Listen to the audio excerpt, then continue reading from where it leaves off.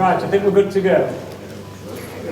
Thank you. Welcome, everybody, to the 2016 AGM. First of all, I think I can confirm that we have got over 50 members present. Brian's holding his thumb up, so yes, we are. Second thing is, all those entitled to vote should have been issued with a white voting paper as you came in.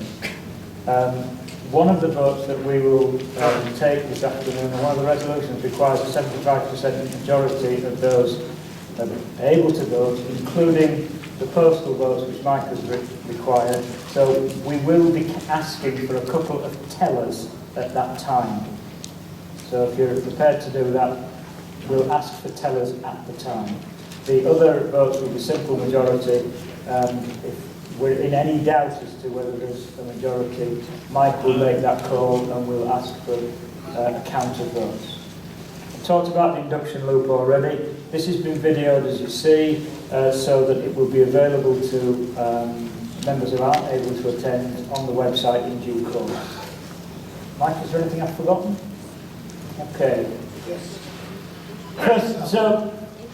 So the next thing is to introduce the people sat in front of you. I think you know who they are, but please, if I could start with Mike when he's finished scribbling.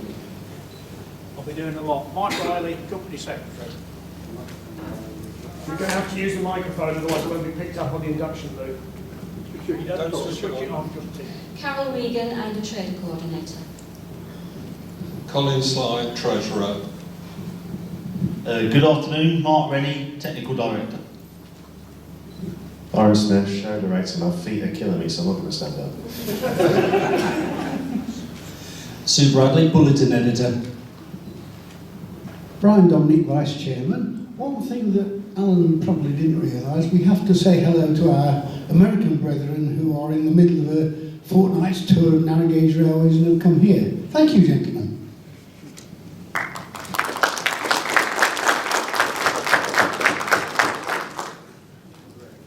Gareth Jones, SNT Editor. Thanks, Gareth. And I'm Alan Reed, I'm Membership Secretary, and the board elected me last time as Chairman. No need to cough like that. Right, next slide is... So, have I gone one too far? No, the agenda. So this is a straight lift from the annual report. I've not knowingly made any changes to it. I might have reformatted it very slightly. The special resolution towards the end is the one that's going to require the 75% majority. The rest of the resolutions will be a straightforward majority as normal. I don't think we've received any apologies for absence, have we, Mike? Okay. So, some highlights from last year. Membership increased again, 9th year running, can't quite believe that myself. We finished with over 4,500 members for the first time. We finally published the Fasinio guide. It was very regrettable that it took so long, but I think it's fair to say that it was well received when it did come out, and it's received some critical acclaim from various reviewers, albeit it's fairly recently. It's taken some time to get the guide reviewed by some periodicals. Web traffic was up again, a massive 30%. All of this means we printed more pages, we published more magazines. Somebody wrote to me a couple of days ago asking how many copies of SMT we sent out most recently. That was as near as damn it 4,000 copies sent out in February. The greatest ever, and I think that makes us a very, very large circulating periodical. We made much more use of electronic communication last year than we had in previous years. We probably meet as a board 12 times a year, of which at least half of those are on the phone. Sometimes those phone meetings are short, but usually we run out of time. They last at least an hour. We make use of technology so that we can see one another as well. So we're using video technology, and it's resulted in us not having to get together so often. We have got together more often in 2015 than we did in previous years, but that kind of technology has meant that those face-to-face meetings are really kept to a minimum. We continue to participate in exhibitions. Those of you who went to Wally will have seen us there. We went to other shows as well. We know that that helps with recruitment. We also know that members like the fact that we're at these major exhibitions and that we're seen. We implemented subscription management via Warner Group. I'll talk more about that outside of the AGM, so I've got 4 or 5 slides to talk about what we learned from it, what we're going to do in future, so on and so forth. So if you've got specific questions about that, I'd ask if you could leave them until after the AGM. If you want to ask them as part of the formal AGM, obviously that's your prerogative to do so. Another big piece of work last year was the completion of the revised articles. I'd again like to thank those people who contributed to that. I know some of them are in the audience. I'd like to also thank Mike and Brian for the work that they did. We will come to vote on those later on, and we hope that it's a set of articles that will carry us forward for quite some years to come. And finally, we kept subscription fees where they were. And against the background of moving aspects of subscription management to Warner's for which we have to pay, I think that that was quite an achievement. A big part of the way that we did that was we also changed who we used for printing at the same time, which saved us a lot of money. And I would stress the two things are separate. Who we print, or who we get SMT printed by, SMT bulletin printed by, and who manages our subscription are two separate things. They happen to be two different limbs of the same overall company. Okay, so that takes us on to the P&L, and I've got a couple of slides here which again are extracted from the annual report just to remind you of certain facts. I've also got one slide where I want to go through some specifics and speak about why things moved the way they did. But the bottom line is, in 2014, we made a much higher than expected profit. In 2015, we made a loss, and that was a loss of a level that we expected to make. And I will explain more about how that came about in 2 slides' time. However, in terms of the financial situation, we still have got significant reserves. We've got particularly more reserves than it costs us to run the show. One of the things that's a concern to us is if, for some situation completely beyond our control, we paid for the show, we paid the cost of hiring this venue, we paid the cost of hiring tables and so on and so forth, and then nobody could get here for some reason. It was impossible to gain access to the site. We could find ourselves in a situation where we had to refund everybody's prepaid entry. We might even have to refund the traders who booked places. We've got enough money in the bank to more than cover that eventuality. And we view that as our most significant exposure in a year.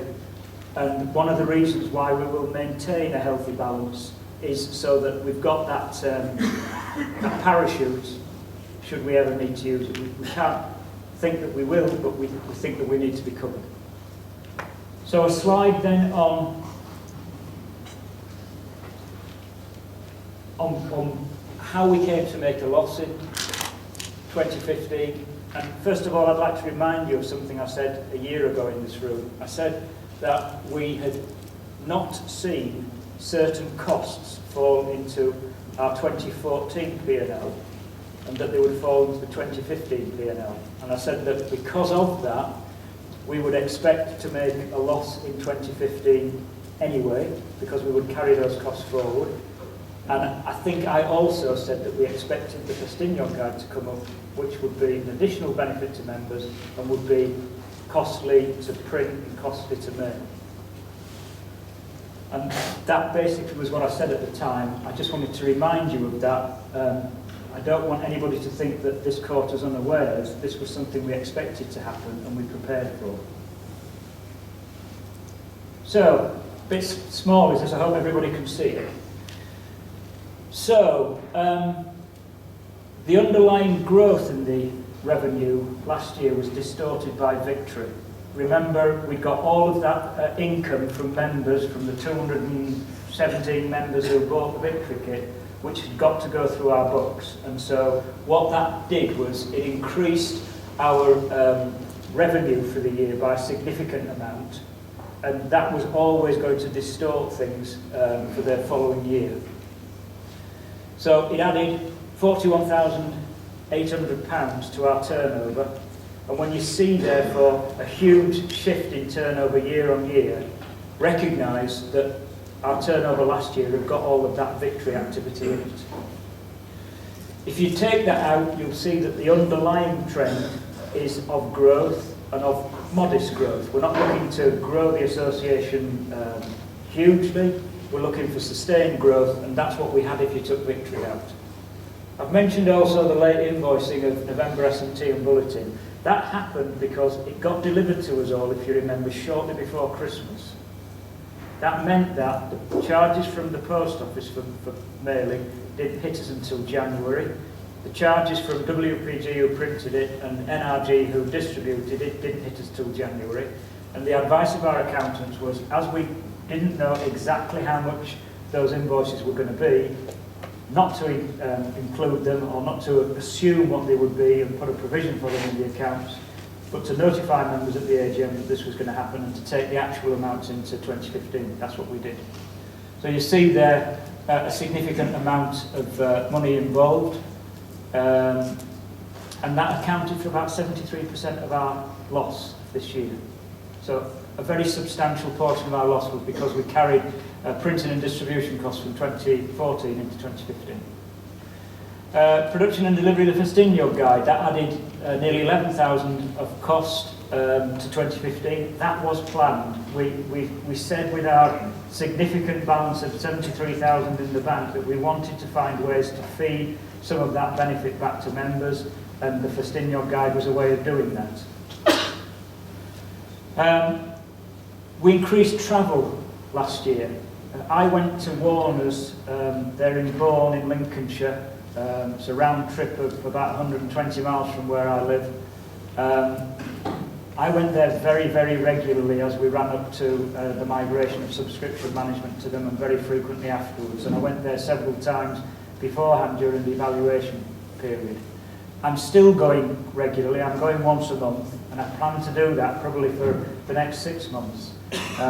So the expectation I'm setting is travel is probably going to remain fairly high for this year, because I'm doing all of that to make sure that I pass on everything I've learned as membership secretary over 8 years to them. But there were other things as well. Brian and Lawrence and Paul Kidger were also looking for a potential alternate venue for 2018 show and beyond. There was travel and other expense associated with that. And finally, we met face-to-face more often in 2015 than we had in previous years, and we now use a location at King's Cross Station for the meetings. Why do we do that? Gareth comes in from Guernsey, he flies into Gatwick and he takes the train straight up into the old bedpans line straight into St Pancras, and then he can walk across to King's Cross. And the majority of the rest of the board can get straight to St Pancras or King's Cross from where they live. So Colin can come in from Kent, Carol and I come down from Bedford, Brian comes, Mike and Brian both come down on the Midland Main Line, Mark and Suzanne come down on the East Coast Main Line. So it's a very convenient place to meet. We used to meet at a place called the London Canal Museum. The venue was snug, and it had very little in the way of technological support in there. If we ever wanted to present anything, then we basically had to project it on a wall and bring our own projector. But the real nail in the coffin was they wouldn't allow us to book well in advance. So to put that in perspective, all of our meetings for 2016 are already booked. So we've got them in our diaries, the venues are booked, we know where we're going. We couldn't do that with the Canal Museum, so we stopped using them. We did try to explain to them, but they basically said, well, the best we can do is, I think it's 6 weeks in advance or something? A month in advance, which just isn't, you can't go anywhere else if you find a month prior to your meeting that the venue you're going to isn't available.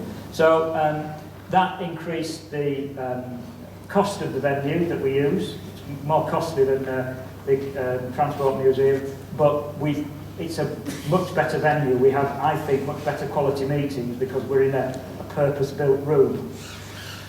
And finally, HSBC have decided that we're a big enough business now that they need to charge us full rate. And that has meant that our bank charges have increased, I think, from August onwards, and they're going to remain at that level going forward. We've done as much as we can to mitigate those costs. One of the contentious things, I think, is the cessation of use of PayPal for membership renewals.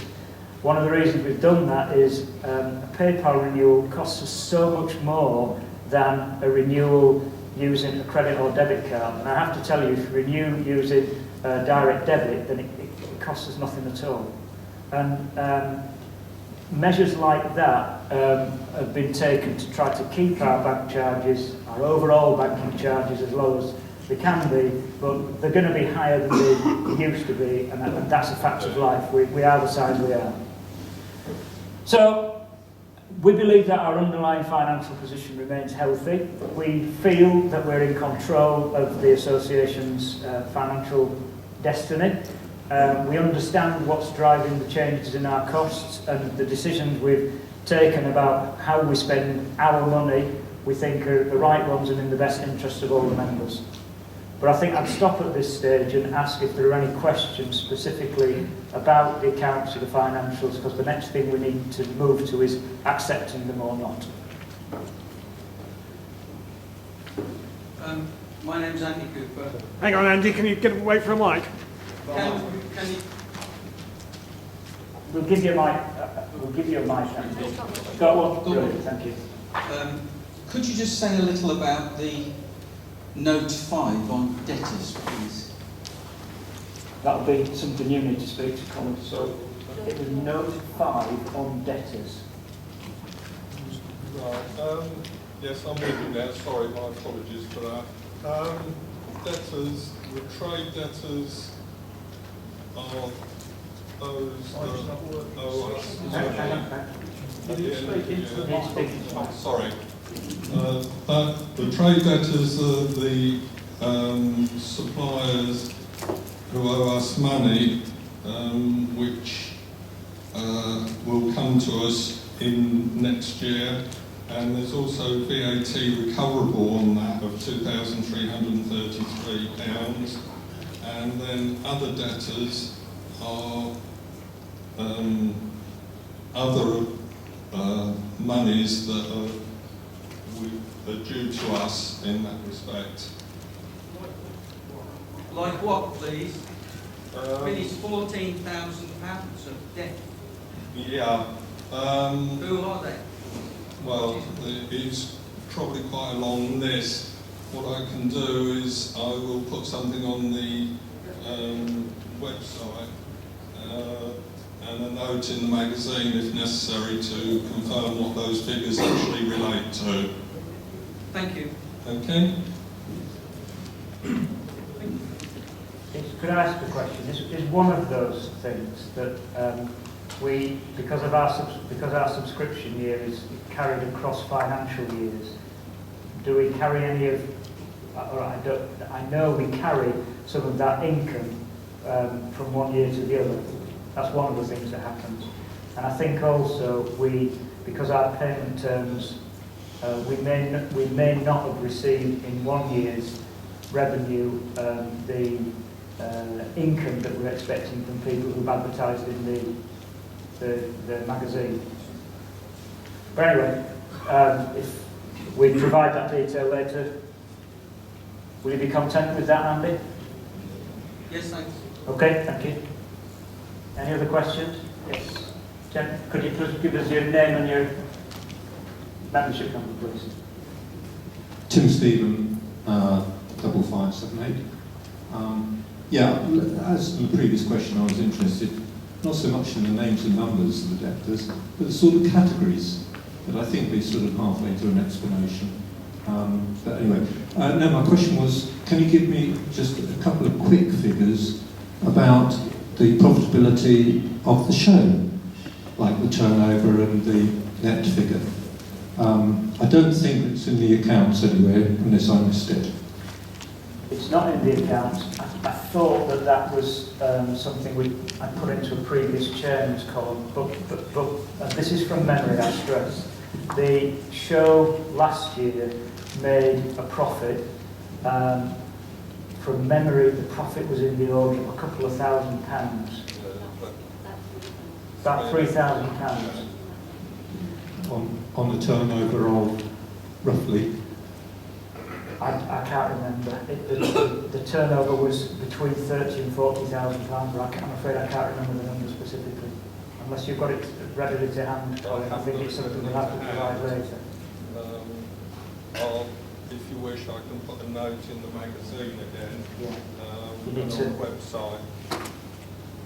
Yeah, if you like, I can, again, as with the debtors, I'll put a note in the magazine and put a note on the website to give a rough breakdown of what the cost for the show is and the revenue that we get from it, so that you can see that it hopefully more or less pays for itself, but sometimes it doesn't quite make it, and other years we do get a surplus, so it sort of evens itself out over the years.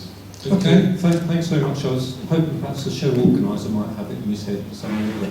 There you go, thanks. He doesn't pay anything out. Just one, do pass the microphone over before we take the next question. The objective of the show is not to make a profit, but equally not to make a loss. The thinking is that those who come to the show pay for the show. The general membership doesn't subsidise the show. Colin's quite right. Year on year, there's going to be some variation, but in overall terms, we're trying to bring about a break-even situation, or a mild surplus, if you like, but we're not trying to use the show to fund the rest of the association. We're not trying to use the association to subsidise the show. Mike Docker, 3552. It's really just a thought on the last comment.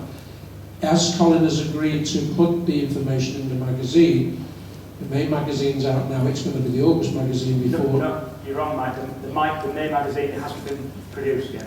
Oh. The one we got was the February one. Well, I thought I seen one on the stand. Anyway, whatever. May last year. Okay, no problem, my mistake. But what I was going to say was, by that time, will this year's figures be available as well, so the two can be put in parallel together? I can certainly do that. Just seems to make sense as a comparison, that was all. Yeah, I can certainly do that for the show. That's no problem. Okay? Any other questions then pertaining to the accounts?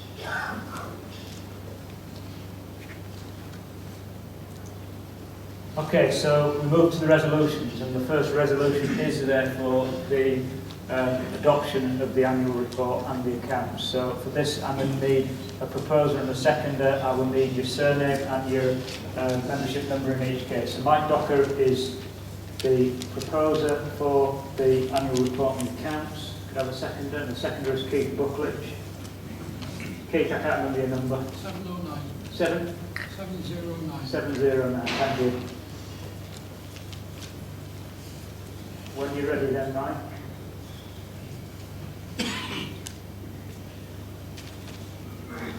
Yeah. Okay, we'll have a show of hands please in favour. We're all allowed to vote as well. we're members as well, you know. Okay, and against please. Okay. I think that must be unanimous. Thank you very much.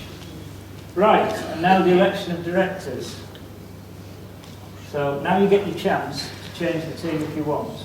I think the first thing I should tell you is, regrettably, there are no paper nominations for directors, so We'll start off by going through the names on that list, and again, a show of hands will be sufficient. Mike, I don't need a proposer and a seconder for these. I think I just need to take a...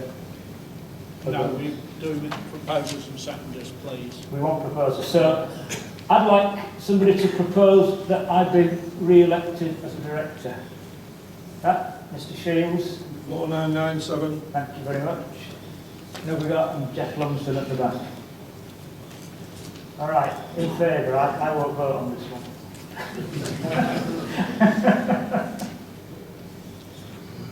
Anybody against? Oh dear, right. Seriously, thank you. That Brian, having retired by rotation, be re-elected as a director as well. So I need a proposal for Brian, please. Phosphate 2506. Phosphate. Can I have the number again? Sorry. 2506. Thank you, Foss. And a second, please. Timbridge 4400. Timbridge 4400. So, can we have a show of hands in favour, please? Any against? No. Thank you. And finally, Lawrence. Lawrence is retiring by rotation, as were Brian and I. Proposer for Lawrence, please. Peter Adams, 2978. Thank you, Peter. And a seconder. Oh, Mike Doppel will second Lawrence. Now, show of hands in favour, then, please. Any against? No? You're in. Right, thank you very much indeed. And finally, the election of a company secretary. Company secretary being Mike Riley, is that man there? Have I missed somebody? Apologies. Mark Rennie. Mark was co-opted last year, so he's standing as a director for the first time. So would anybody like to propose Mark as a director? David Rhodes? And a seconder, please? Tag Gorton? Right. Votes in favour, please. Any against? Right, thank you. Sorry for getting the order wrong. All right, and the final one is the election of a company secretary. So we need, again, a proposer and a seconder for Mike to be company secretary for a further year. Jeff Lumsden is proposing, and who is seconding, please? Peter Adams. And Peter Adams is seconding. Thank you. In favour? Any against? Good. Thank you. Thank you. Right. If there had been any nominations for directors, this would be the point at which we'd vote on them. There haven't been. Because we are still one short of our maximum number of 10, our current articles allow us to take nominations from the floor. Choice is yours. If any of you, and you would need to have, I think, discussed this with a couple of other members in advance so that you had a proposer or seconder, but any of you looking to join this team? Okay. Then we'll move on to the next bit. The articles. So, the articles were created, if you like, by a small team, a small interest group. There was a lot of discussion, particularly over some aspects of the articles, and we arrived at a position, I guess not long really before the print deadline, that the interest group, we as a board, and the specialist legal advice that we paid for to help us construct the articles were satisfied that we've got something that needed to go forward to the members. We got it printed, As a result of that, there were a number of suggested changes that came back. All of these changes have been viewed as, and Mike can speak to this more if necessary, has been necessary but not changing the overall thrust or objectives or intent of the articles. I hesitate to use the word cosmetic, but they're not something that changes the articles, but they correct errors.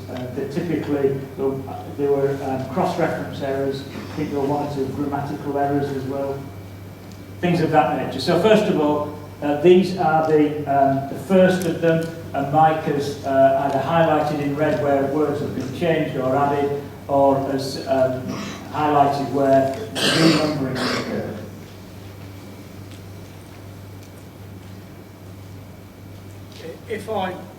If I may, I would thank those members whose eagle eyes yes. Saved me from my own incompetence, shall we say. How I managed to miss a whole series of numbering, and the other people that read through it multiple times, beats me, but we did.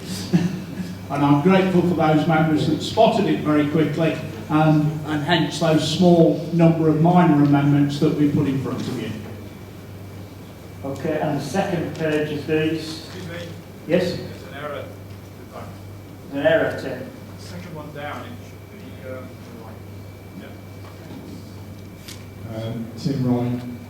The second one down there says 17.3. Replace 17.3 with 17.23. There isn't a 17.23. I think that should be replaced with 17.2. Quite correct, there's a bracket missing. Yes, it should be replace 17.3 with 17.2. Apologies, right. That's a hand slip when I was typing it up. Okay. That's Tim. And then these are the next lot of changes. The red words are the ones that are changed or added, and the others, if there are questions on them, I'd suggest you speak to them, Mike.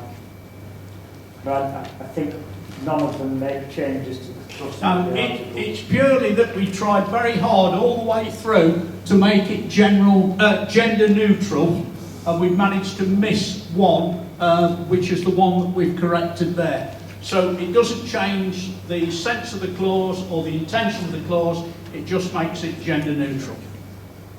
Good. Okay. So to move on then, question. Could I have your name and your membership number, please? And if you take the microphone, then we can all hear you. Nick Weasley, 6539. The second line, one vote for their self. Should it be themselves? Thank you.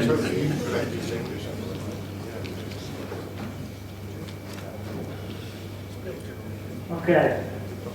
There's a bit of me that feels if we're down to, and I take your point, Nick, if we're down to correcting grammar, then maybe we're close to a set of articles.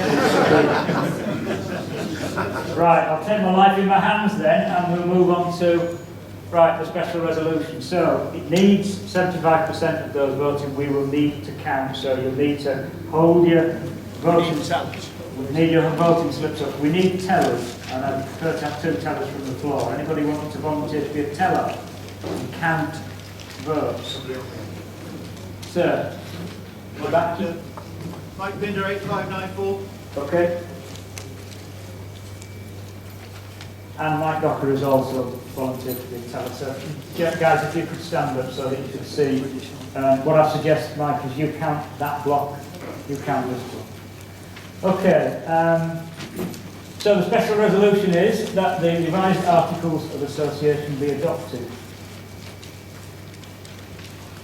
Mike, are we at a straightforward, we need votes now? Do we need votes in favour. Okay, votes in favour, please.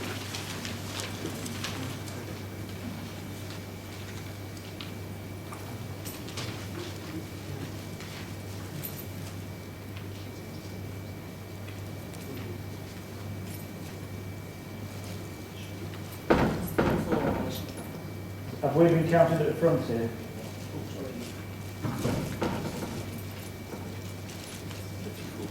and Rob Nicker is a member. 42, you and this side. And Rob Nicker. 34.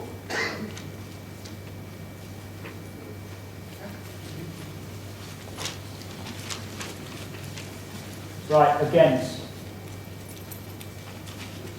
There are none against.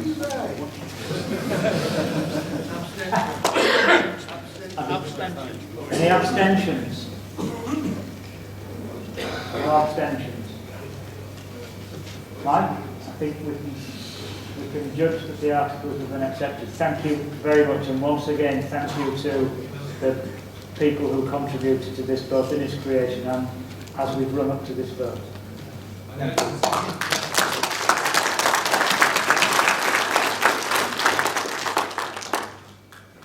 Right. So, other bits of business. First of all, the Lamb Trophy. Lamb Trophy went to Derek Wiggins last year, you may remember. Derek came into the AGM shortly beforehand, and that was completely, it was fortuitous and not planned. He just showed up at that time, and we expected him earlier, but he showed up at that time. Andrew is on his stand with Dougal. Why Andrew?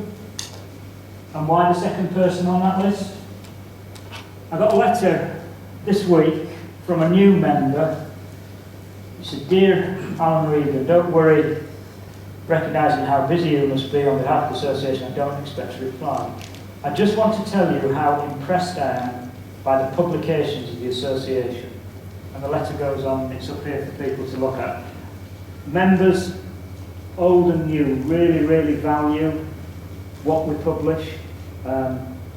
I think some people in the trade envy what we publish and wish they could do as well as we do, produce a vibrant magazine.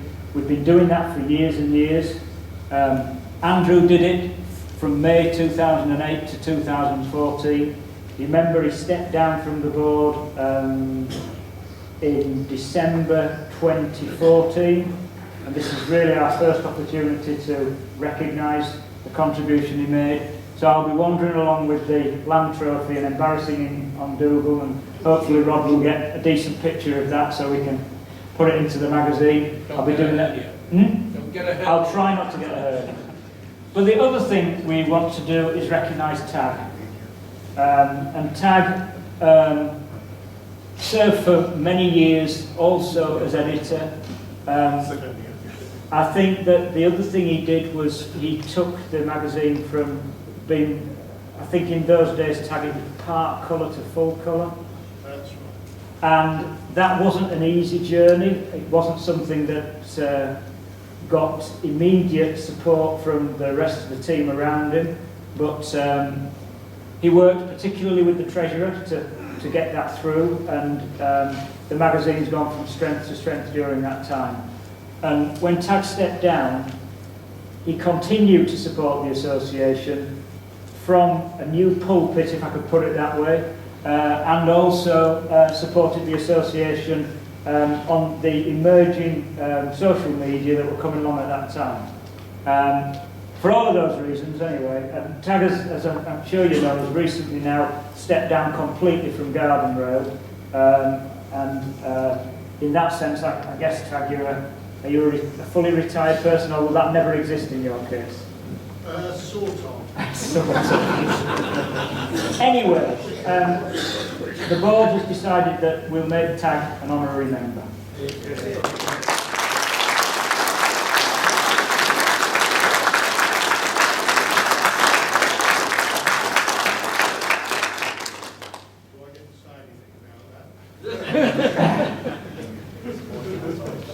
Not unless you particularly want to, my friend.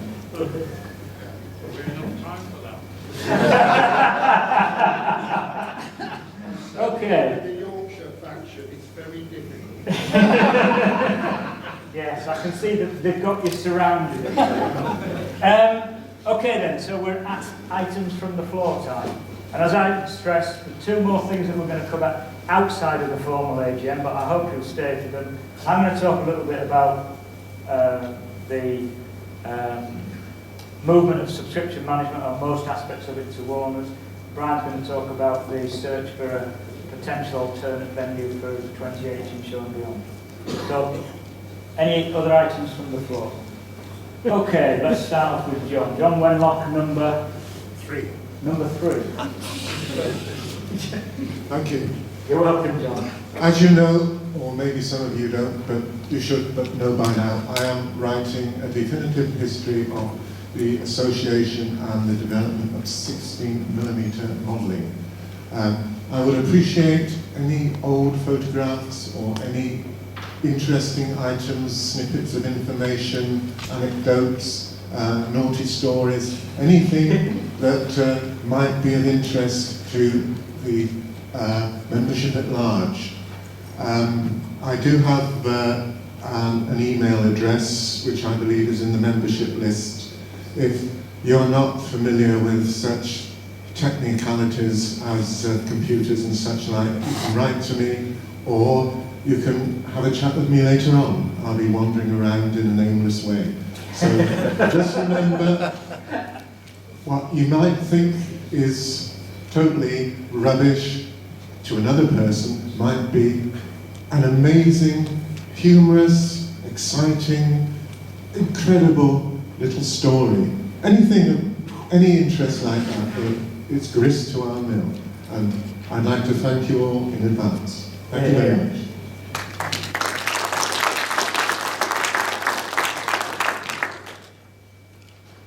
Tag is going next, Mike, and then, oh no, Mike, hand it to Mike, close it to him, and then tag afterwards, please. Mike.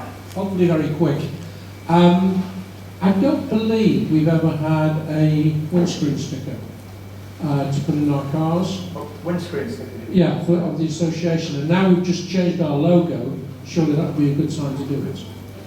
Yeah, that's... And advertise ourselves. Huh? Yeah, that's we'll take that forward. That's it, thanks. Thank you.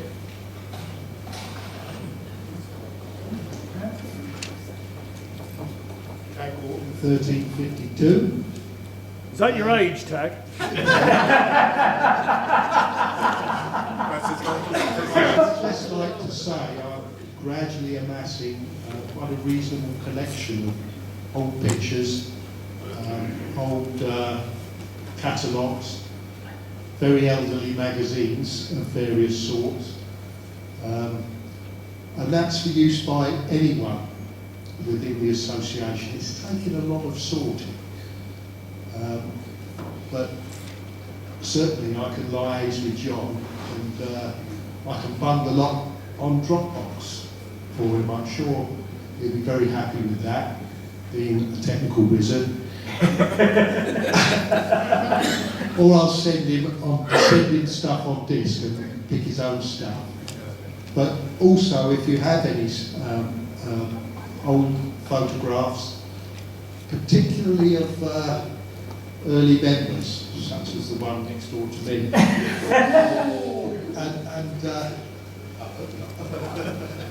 and the idea is just to build up a picture of the association. And if you need old photographs or articles or whatever, you contact me and I'll see what I can find. Thank you very much. Thank you, Jeff. Jeff Lumsden next, please. Jeff's at the back there. Yes, Jeff Lumsden, 2810. I suppose this is directed to Mike. The rules document that was written as part of the Constitution, that's what we call it. There was a call for members for the appeals panel. How are we going to fill that, Mike? Do we know yet? Because it's supposed to come from the membership.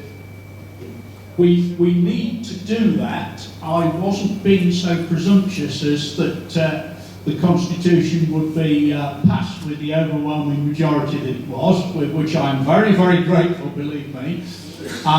Therefore, that is something I've already got in my head. We need to call for that nominations for people before we leave this room. I'd already got it in my head and I needed to nudge Alan before we did that. Thank you, Mike. So, open discussion, how do we want to do that?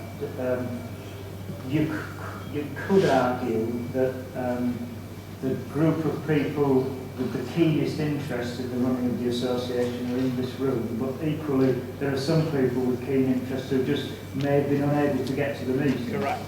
So if we take nominations just from the group of people in this room, we leave them out. If we don't take nominations at this time, we run two risks. We have a set of articles that assumes an appeal panel which doesn't exist. And we could find ourselves in a situation where we need that appeal panel and they haven't constituted it. And there's a bit of it that says, I think that's fair. I was just refreshing my memory and make sure I got it right. The articles say that I shall maintain a list of 5 people. Therefore, I would suggest, with the meeting's permission, we ask for nominations of suitable people. We will also include something in May bulletin as part of my report on this meeting, and then we will see the total number we get, and I will keep a number on record. It doesn't say that the number shall only be 5. It says shall maintain a list of 5 currently. I don't think anybody's going to be too upset if I have a list of 6. Sooner not have a list of 4, so that we can then use those people if we need to constitute this body at any time. So I think we should ask for nominations from the floor. Let's do it now then. So any nominations from the floor to participate in that panel? Before we do, could we have some terms of reference as to exactly what It's contained in Rule 5. The principles are that if we have a member who is concerned that he's got a raw deal from the board or is dissatisfied for a decision, he can appeal to the appeal panel. The member appoints a person, the board appoints a person, and there's a third person. That appeal panel will then meet. They will take evidence from the parties in writing or in person, and they will deliver a decision. And that decision shall be the end of the matter. So it's a fairly important thing. Jack, did you want to come in there? Yes, I suppose. I better put my hand up and say I wrote this for my sins. The important thing is substantially and materially affected. Well, we should be honest, we should say we collaborated in the end over this. Yeah, we did. So it is a minimum of 5 people. The intention is that 3 people will carry out the investigation. We certainly can't run it with 3 or 4, in my opinion. We've got to be transparent and give everyone the opportunity. The other thing is, we chose, these are decisions that the board makes. Correct. This isn't a member, doesn't like the way a trade is behaving. This is a decision the board makes, which a member feels materially disadvantages them. That's the important wording, most important. We're not looking at, when we devise this, it's not a trivial thing, it's a really fundamental decision that members feel. An example would be where we barred a member from the association. Yeah. We've never done that. We've only, I can't think of the right, we have only ceased the membership of one person in my time, and that was because their cheque bounced and they never responded to any request for a replacement. There's a hand up. If I just say the principle that was worked to was, if you're doing something to a member under English law or whatever, that they should have a right of reply and a right of appeal. That's the problem with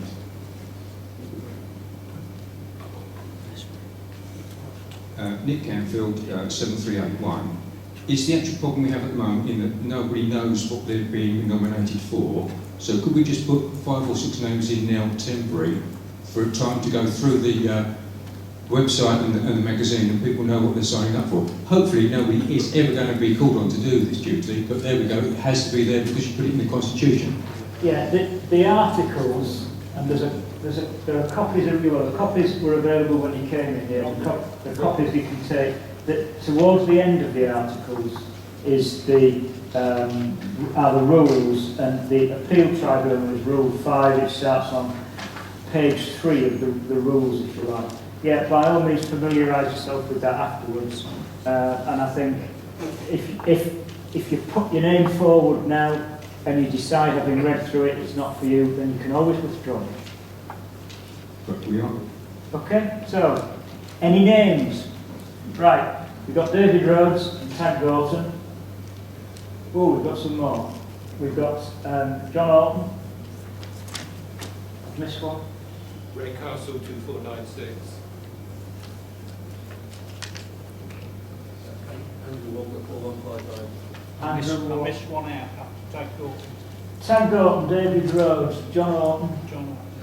Sorry, John. It's all right. Awesome.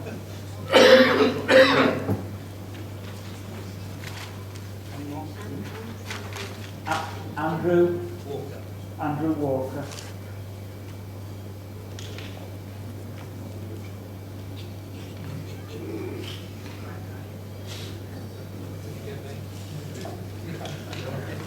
I'll tell you what, just so that we avoid any doubt, we just read out the names that we've got, Mike, and then if we've missed anybody, then we can sing out. David Rhodes. Sorry. Oh no. David Rhodes, Tag Gorton, Ray Castle, John Orson. Next page. Andrew Walker. Okay, we have a starting 5, and as Mike said, we will appeal for other persons to come forward via May Bulletin of your report. I think what this means is, if we needed to use this process tomorrow, we're able to. Okay? Thanks for keeping us sane, Jeff. Okay, any more items from the floor? Oh, my friend, the erstwhile membership secretary, Edward Hodgson. He'll give you his number as well, isn't he? Yes, it's Edward Hodgson 748. I couldn't let the meeting get this far without mentioning boiler testing.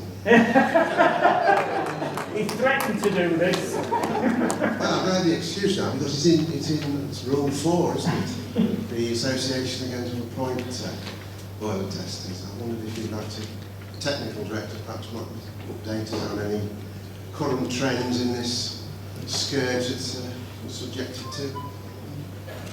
Good afternoon. Yeah, we are looking at a draft of the common boiler test code. At the moment it is out for consideration amongst the boiler testers. They've given me their thoughts. All their thoughts have come back by email, and I'm going to collate the thoughts and they will go to the technical director of GIMRA. Boiler testers, the intention is to publish a list of the boiler testers in the bulletin. Is that what you're inquiring? Yes, it was just the, it says that the association is going to satisfy, the boiler tester got to satisfy the technical director of their technical competence and things. I mean, are we going to have a test or? Oh no. Test. No. As long as you're living and breathing, I think we will accept you as a boiler tester. As long as the boiler tester is registered with myself, and you have a certified boiler test kit, you are insured to test boilers. Right. Okay. Thank you. Does that might answer your question? Yes, we'll look forward to the new regulations when they come. Would you pass the microphone to Keith Buckley? Are you still Tech Director of GIMRA? I am. Right. Can you hear me on this? We can hear you. Yes, I'm just a little concerned that the draft document, and I repeat, draft document, has gone out to here, that it has gone out to area groups for discussion, when the actual document itself for the area groups has not yet been agreed on. No, it didn't go out to area groups, it went out to the boiler testers. So it went out Same to, thing.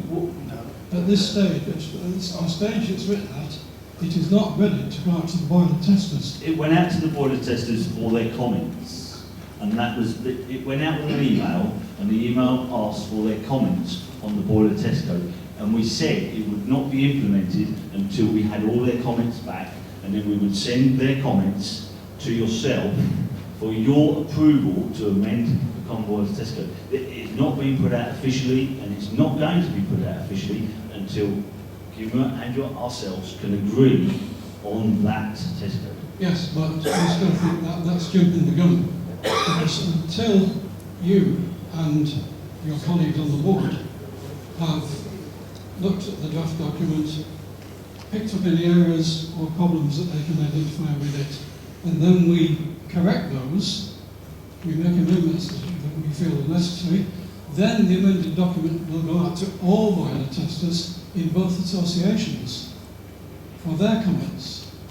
But at the stage that the document has been sent to you, it is not yet ready for boiler testers to come in. You've got the kind of way.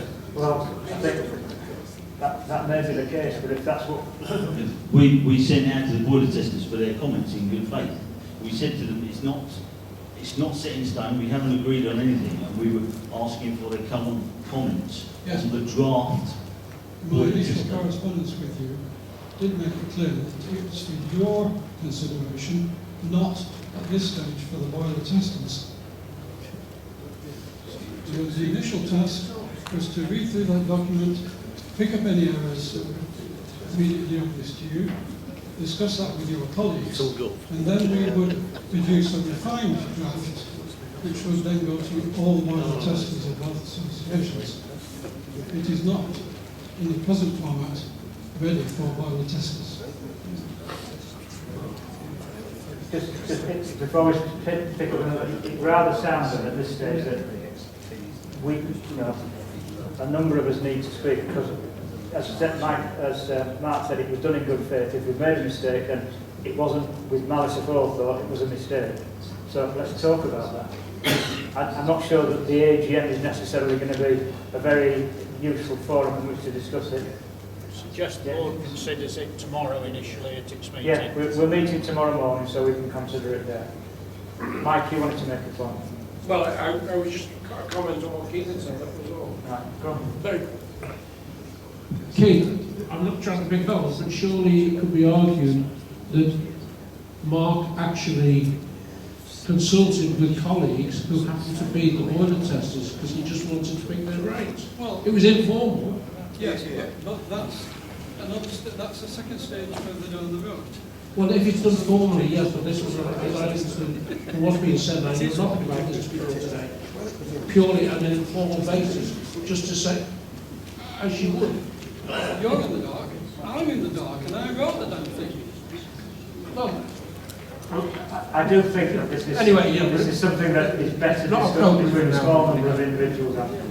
Okay, any more points from the floor? Any more points from the floor? Right. Then, Mike, correct me if I'm wrong, but we are... Right, so I declare the meeting formally closed. So if you wish to leave, by all means do so. These are the other two things we're going to talk about.